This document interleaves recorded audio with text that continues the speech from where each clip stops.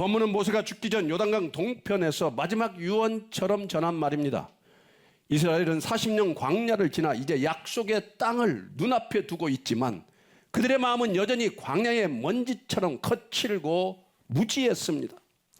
홍해가 갈라지는 기적을 보았고 하늘에서 만나가 내리는 공급을 경험했으며 반석에서 물이 터져나오는 초자연적 은혜를 누렸지만 그들의 영혼은 여전히 감사하지 못하는 그런 상태에 머물러 있는 비련한 사람들이었습니다. 왜 그럴까요? 본문은 그 이유를 아주 분명하게 드러내고 있습니다. 본문 3절을 보면 곧 그 큰 시험과 이적과 큰 기사를 네 눈으로 보았느니라. 이스라엘은 하나님의 엄청난 일들을 직접 눈으로 보았습니다. 그러나 보았다는 사실이 그들을 변화시키지는 못했다는 것입니다. 이 말씀은 경험 자체가 감사의 근거가 되지 못한다는 사실을 보여줍니다. 기적을 경험해도 기적을 해석할 수 있는 눈이 없다면 감사가 열리지 않는다는 것입니다. 이어서 본문 4절을 보면 그러나 깨닫는 마음과 보는 눈과 듣는 귀는 오늘 여호와께서 너희에게 주지 아니하셨느니라. 이스라엘의 문제는 지금 경험 부족이 아니라 영적 감각의 결핍이었습니다. 보는 눈이 없다는 것은 단순히 시력을 말하는 것이 아니라 은혜를 은혜로 알아보는 시선을 잃었다는 뜻입니다. 듣는 귀가 없다는 것은 하나님의 음성이 들리지 않는다는 뜻이 아니라 말씀이 더 이상 마음을 깨우지 못한다는 의미입니다.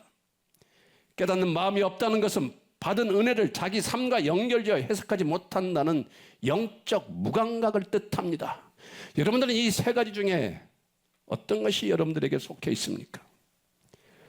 이스라엘은 광야에서 매일 기적 속에 살았지만 그 기적을 통해 하나님을 알아볼 수 있는 마음의 눈이 닫혀 있었습니다. 그래서 감사가 마음속에서 자라지를 못했습니다. 본문 5절은 이렇게 말합니다. 우리 본문 5절 한번 다 함께 읽어볼까요? 시작. 너희 몸에 옷이 낡아지지 아니하였고 너희 발에 신이 헤어지지 아니하였으며. 아멘. 이스라엘이 감사하지 못하는 또 다른 이유는 보이지 않는 기적, 조용한 기적, 일상의 기적을 인식하지 못했기 때문입니다. 옷이 헤어지지 않는 것, 신이 닳지 않는 것, 광야에서 굶지 않는 것, 이 모든 것은 단순한 대단한 기적이 아니라 하루하루의 살아있음을 지켜준 지속적 은혜였습니다. 그러나 사람은 큰 기적은 기억하지만 지속적인 은혜는 너무 쉽게 당연함으로 바꾸어 버립니다. 은혜가 당연함이 되면 감사는 사라지고 감사가 사라지면 마음에는 교만과 불평이 자리 잡습니다. 그러므로 본문은 말합니다. 이 모든 것의 목적은 주는 너희 하나님 여호와이신 줄을 알게 하려 하심이라. 감사의 근본은 무엇을 받았는가가 아니라 그 모든 것을 하나님께서 주셨음을 아는 것입니다. 이제 이스라엘의 문제는 단지 이스라엘만의 이야기가 아니라 오늘 우리 모두의 이야기가 됩니다. 우리의 마음만 조용히 열어보면 이미 수백 가지, 수천 가지, 수만 가지의 감사의 제목이 있지 않습니까?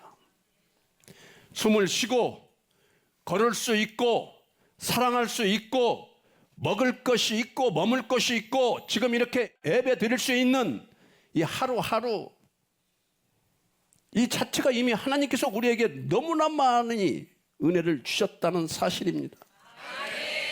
그러나 이상하게도 우리의 마음은 감사 대신 불평을, 감사 대신 비교를, 감사 대신 서운함과 원망을 더 자주 선택합니다. 성경은 그 이유를 신명기 8장 14, 17절에서 정확하게 말하고 있습니다. 우리 다 함께 한번 읽어보겠습니다. 시작. 내 마음이 교만하여 내 하나님 여호와를 잊어버릴까 염려하노라.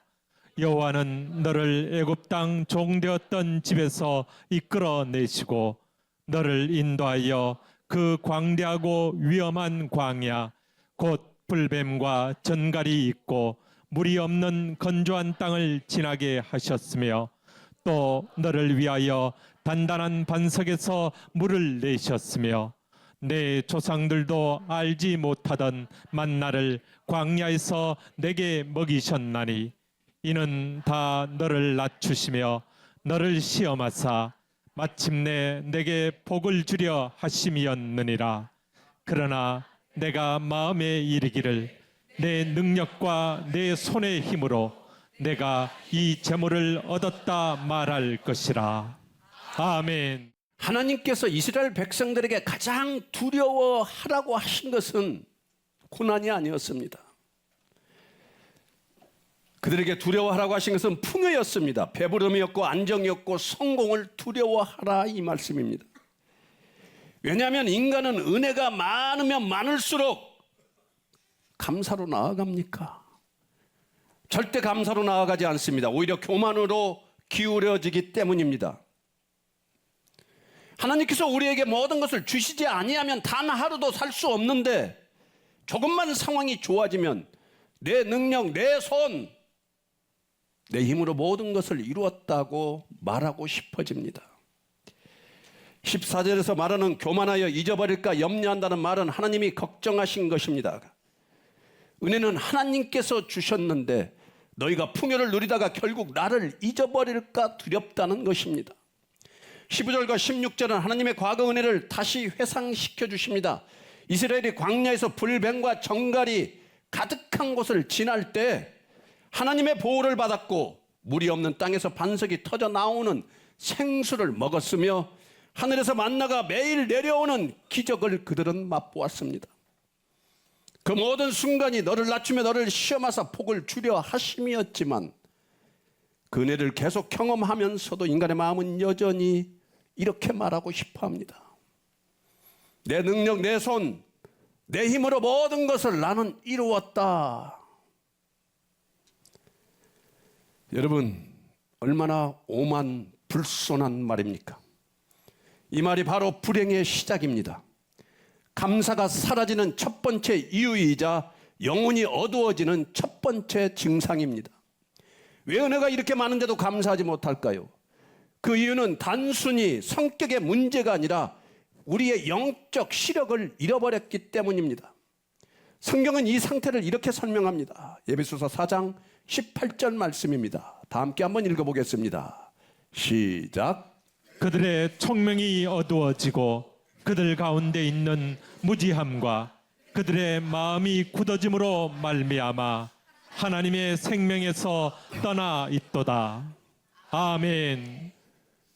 우리는 오늘 또 하루의 호흡을 받고 보이지 않는 보호를 받고 알지 못하는 은혜를 받고 살아가지만 감사하지 못하는 이유는 인간이 하나님을 떠나 영혼의 눈이 어두워졌기 때문입니다.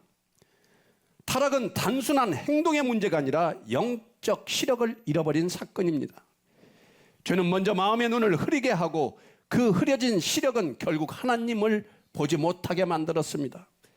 그래서 감사는 단순한 감정이 아니라 보호 능력 곧 영적 시력의 문제입니다. 은혜가 보이면 감사하고 은혜가 보이지 않으면 감사할 수 없습니다.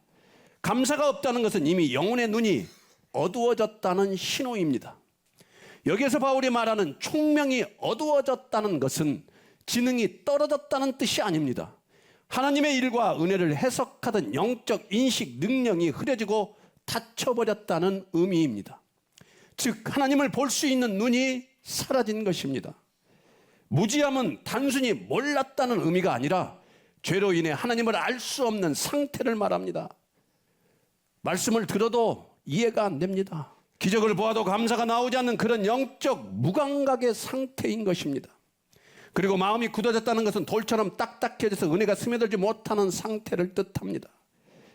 사람의 마음이 이렇게 굳어지면 아무리 큰 은혜를 받아도 감사는 자라지 않습니다. 바울이 이 모든 것을 한 문장으로 정리합니다. 하나님의 생명에서 떠나 있도다. 여러분, 이게 매우 중요한 진단입니다. 감사가 없다는 것은 단순한 말투가 부정적이거나 상황이 힘들어서가 아니라 하나님의 생명이 흐르지 않는 상태. 다시 말해 우리의 영혼의 눈과 귀가 마음이 하나님으로부터 멀어진 상태라는 것입니다. 그래서 감사가 사라지면 사실상 하나님을 보는 시력이 완전히 흐려진 것입니다. 여러분의 영적 눈이 다시 열려야 되는 것입니다. 감사는 감정의 문제가 아니라 보는 능력의 문제이기 때문입니다.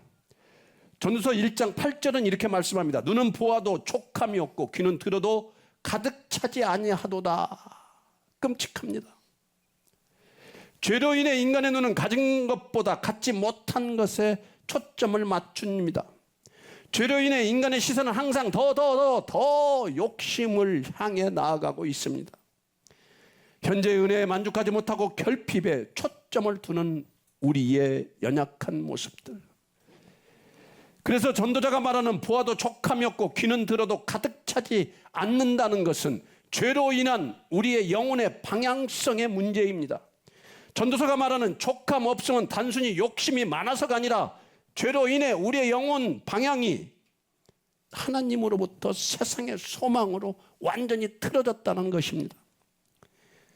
그래서 아무리 새로운 것을 보아도 공허하고 아무리 좋은 말을 들어도 만족이 없고 아무리 많은 것을 손에 넣어도 채워지지 않는 우리의 모습들, 영혼이 바라볼 방향이 잘못되었기 때문입니다. 죄는 우리의 영혼의 방향을 완전히 바꾸어 버렸습니다. 하나님을 향해야 할 눈이 세상을 향하게 되었고 하나님의 말씀을 들어야 할 귀가 세상의 소리에만 반응하도록 타락한 것입니다. 이것이 전도서가 말하는 헛됨의 순환입니다. 누리고 있는 축복은 당연하게 여겨지고 없는 단 하나, 그것이 나의 인생의 전부처럼 느껴지는 것. 에덴에서 아담과 하와에게 마귀가 들어오자 수만의 은혜 대신 단 하나의 금지된 열매만을 그들은 바라봤습니다. 이것이 결핍 프레임, 죄가 만들어낸 영적 렌즈입니다. 고린도서 4장 7절에 누가 너를 남달리 구별하였느냐? 네게 있는 것 중에 받지 아니한 것이 무엇이냐? 네가 받았은즉 어찌하여 받지 아니한 것 같이 자랑하느냐? 감사는 내가 누리는 모든 것이 하나님께로부터 받았다는 고백입니다. 그러나 인간은 본능적으로 내가 했다라고 말하고 싶어 합니다. 바울의 첫 문장의 질문은 너를 남달리 특별하게 만든 게 누구냐라는 질문입니다. 이 질문이 왜 중요합니까? 사람은 본능적으로 자기가 특별해진 이유가 바로 내 자신 때문이라고 느끼고 있습니다. 그래서 감사 대신 자랑이 나오고 감사 대신 비교가 생기고 감사 대신 서운함이 생기는 것입니다. 바울이 두 번째로 던지는 질문은 더 날카롭습니다. 너에게 있는 것 중에 받은 게 아닌 것이 뭐가 있느냐? 너가 누리고 있는 것 중에 하나님이 주신 것이 아닌 게 무엇이 있느냐? 곰곰이 생각해보면 우리는 우리의 지능도 생각도 기회도 건강도 관계도 심지어 오늘 숨쉬며 이 자리에 앉아있는 것조차도 다 하나님께 받은 것입니다. 그런데 우리는 어떻습니까? 받았다는 사실을 잊는 순간 감사가 사라지고 내가 누리고 있는 모든 이것들의 소유권이 완전히 바뀌어 버립니다. 하나님이 주셨다 해서 내가 했다, 내가 가지고 있다.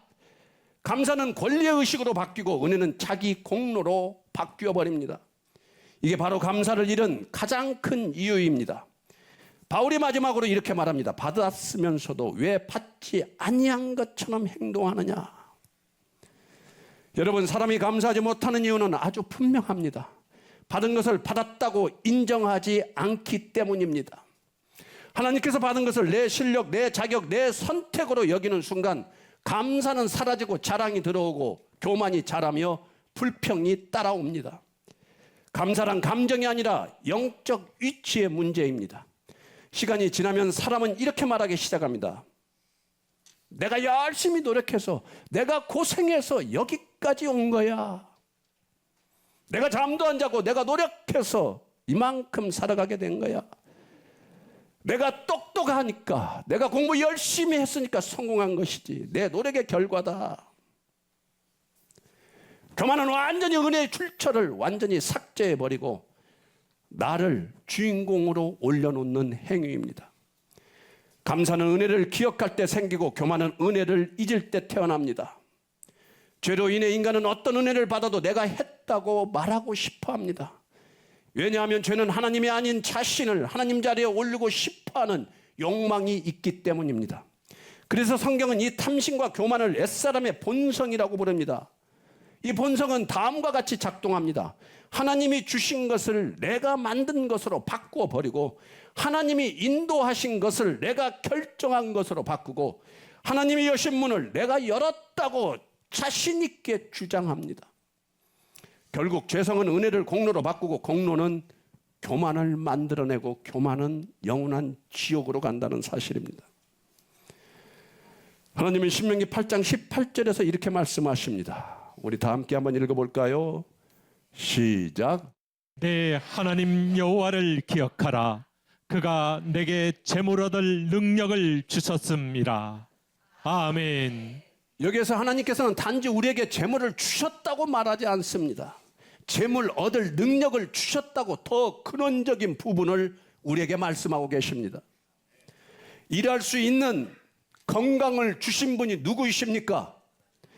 판단할 수 있는 지혜를 주신 분, 기회를 놓치지 않게 하신 섭리, 만남과 환경을 조성하신 하나님의 손길이, 이 모든 것이 다 하나님께서 우리에게 주셨음을 우리는 알아야 합니다. 감사의 본질은 의존 고백이고, 교만의 본질은 독립선언입니다. 감사는 단순히 고맙습니다라는 감정 표현이 아닙니다. 감사는 삶의 방향과 태도입니다. 감사는 나는 하나님께 완전히 의존합니다. 교만은 나는 하나님 없어도 살 수 있고 먹을 수 있고 나는 모든 것을 할 수 있다입니다. 감사는 하나님 중심의 신앙을 세우지만, 교만은 은혜를 파괴하고 하나님과의 관계를 완전히 약화시킵니다. 감사와 교만은 물과 기름처럼 절대 서로 존재할 수 없습니다. 감사하는 마음에는 하나님이 보이고, 교만한 마음에는 누구만 보입니까? 나만 보입니다. 감사의 자리는 하나님이 주인이신 자리이고, 교만의 자리는 내가 주인 되는 자리입니다. 여러분들은 무엇을 선택하실 것입니까? 그래서 하나님은 네 하나님 여호와를 기억하라, 잊지 말라, 너의 마음을 지키라고 반복해서 우리에게 말씀하고 계십니다. 감사는 이미 받은 은혜를 바라보지만, 욕망은 아직 없는 것만 바라보며 불평하고 있습니다. 욕망이 커지면 감사는 반드시 사라지게 되어 있습니다. 전도서 5장 10절 말씀 우리 다 함께 읽어볼까요? 시작. 은을 사랑하는 자는 은으로 만족하지 못하고, 풍요를 사랑하는 자는 소득으로 만족하지 아니하나니 이것도 헛되도다. 아멘. 돈을 사랑하는 사람은 돈으로 절대 만족할 수가 없습니다. 부를 추구하는 사람은 아무리 소득이 늘어도 만족이 오지 않습니다. 이 말씀은 욕망은 채워질수록 더 커진다는 사실입니다. 인간은 결코 물질로 만족할 수 없는 존재라는 진리를 말하고 있습니다. 돈이 필요하지만 돈을 사랑하면 만족 대신 끝없는 결핍이 찾아옵니다. 결국 물질 중심의 삶은 우리 영혼의 공허함만 키우는 헛된 길이며, 하나님 안에서만 참된 만족과 평안이 주어진다는 메시지입니다. 감사란 상황이 좋아지면 자연스럽게 생기는 감정이 아니라, 예수 그리스도께서 십자가에서 이미 완성하신 구원의 은혜를 보는 눈이 열릴 때 흘러나오는 믿음의 반응입니다. 감사란 구원을 얻기 위한 조건이 아니며, 이미 받은 구원의 실제가 우리의 영혼에서 열매로 드러나는 표지입니다. 감사란 환경이 아니라, 기분이 아니라, 진리, 성공이 아니라 십자가에서 흘러나오는 빛입니다. 감사란 나는 은혜로 살고 있다는 구원받은 자의 정체성을 드러내는 영적 믿음의 숨결입니다. 존경하고 사랑하는 여러분, 오늘 말씀이 보여준 하나님 아버지의 마음은 이것입니다. 감사를 잃어버린 우리를 정죄하려는 마음이 아니라, 잃어버린 눈을 다시 열어 우리를 예수께로 돌이키려는 하나님 아버지의 마음입니다. 감사가 사라지고 눈이 어두워지고 우상이 마음을 차지하고 영혼이 냉담해졌을 때조차 하나님은 우리를 절대 포기하지 않으십니다. 그분은 이렇게 말씀하십니다. 돌아오라. 감사로 돌아오면 나에게로 돌아오는 것이다. 감사로 돌아오면 나에게로 돌아오는 것이다. 아버지의 진노는 파멸을 향한 분노가 아니라, 우리의 눈을 다시 열어 잃어버린 예수님의 은혜를 다시 보게 하시려는 사랑의 몸부림입니다. 아버지의 마음은 분명합니다. 하나님은 우리가 기적을 보면서도 그 기적의 주인을 보지 못하는 삶을 멈추게 하시고 감사를 통해 다시 예수님께 돌아가게 하려는 사랑의 마음이십니다. 성도란 감사 자체를 구원의 조건으로 삼지 않고 오직 예수 그리스도를 믿음으로 구원받은 사람이며 그 구원의 은혜를 감사로 살아내는 사람이 바로 성도입니다. 성도란 감사를 억지로 끌어내는 그런 사람이 아니라 십자가의 은혜의 빛 아래에서 자연스럽게 감사가 흘러나오는 사람입니다. 성도란 눈이 열려 은혜를 볼 줄 아는 사람이며 은혜를 보았기에 불평 대신 감사, 비교 대신 만족, 자기의 의 대신 예수 그리스도의 십자가를 붙드는 사람입니다. 성도란 감사로 살아서 구원을 이루는 사람이 아니라 구원받았기 때문에 감사하며 살아가는 사람입니다. 성도란 감사가 흔들릴 때마다 다시 예수님께로 돌아오는 사람이며 그분의 은혜를 다시 재해석하고 다시 고백하며 다시 감사로 일어나는 사람이 바로 성도입니다. 성도란 감사로 예수의 향기를 품고 감사로 예수를 칭겨하며 감사로 하나님을 높이는 복음의 사람입니다. 감사가 회복되면 우리의 영혼도 가정도 일터도 관계도 삶의 질서도 다시 다 살아납니다. 이번 한 주간 여러분의 마음에 감사가 다시 숨쉬게 되기를, 작은 것 하나에도 하나님의 손길을 보는 눈이 열리기를, 당연한 것처럼 보였던 예수님의 십자가의 은혜들이 새롭고 놀라운 감사로 되살아나기를 축원합니다. 감사가 회복되는 자마다 하나님의 임재가 회복되고 하나님의 평안이 흐르고 하나님의 공급과 보호가 임하며 하나님의 기쁨이 넘치게 되실 것입니다. 이 모든 은혜와 감사의 축복이 저와 여러분 모두에게 충만히 임할 것을 우리 주 예수 그리스도의 이름으로 선포하고 축원합니다.